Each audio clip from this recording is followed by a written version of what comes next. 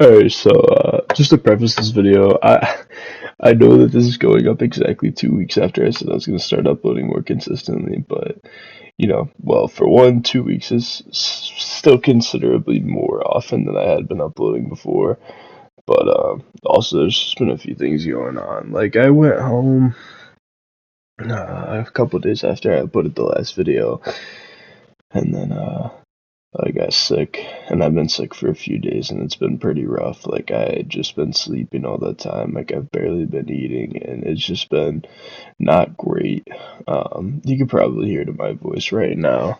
But, moving forward with that, I didn't really want to upload clips feeling the way I do right now.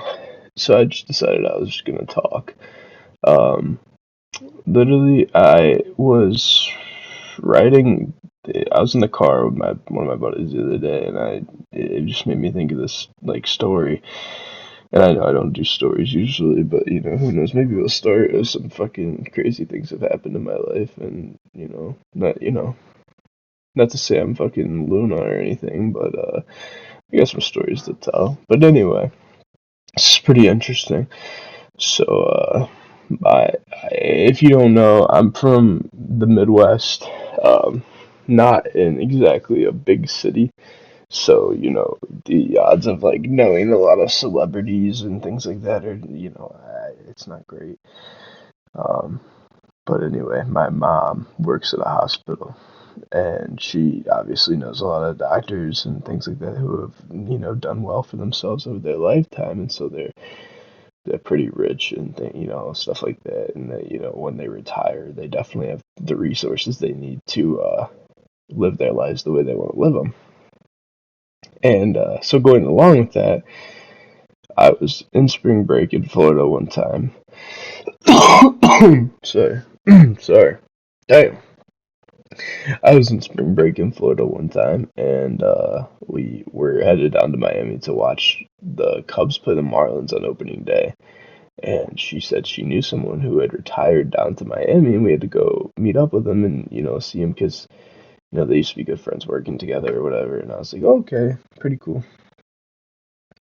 So we show up, and keep in mind, I didn't know this guy like at all. Like I'd never met this guy before in my life, and somehow, some way, we get there, and this guy lives in like a gated community condominium thing, I guess would be the right like word for it. It was kind of like a bigger hotel, but there was like guards and they checked your ID and they like it was a lot of crazy shit. So I'm assuming it was obviously pretty wealthy.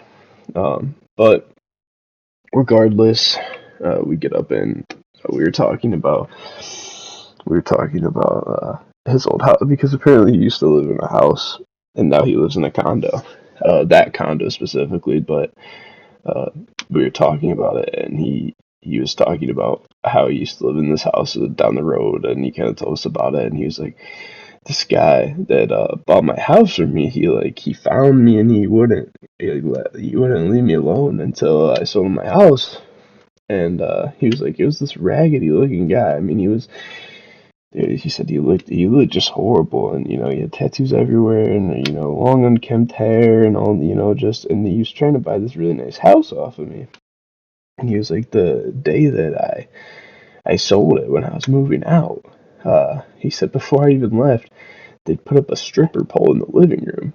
And so of course we're all just like, it's Miami, but still, it's just like one of those things where like living in that nice of a house, it's kind of questionable.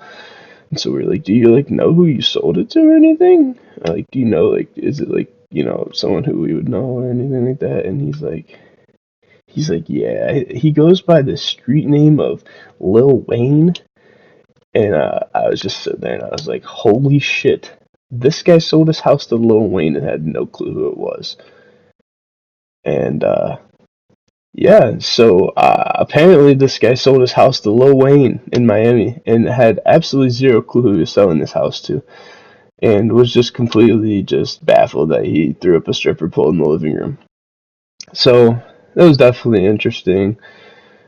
Um, Anyway, so fast forward maybe like half an hour after we talk about this at his condo, um, he literally like was talking, and he was like, so he was saying, he was like, yeah, so across the hall over there, there's like this old washed up quarterback guy that lives over there, and I thought he was just like, saying like some career backup or something, and I was like, oh, who is it? And he goes, oh, it's Peyton Manning.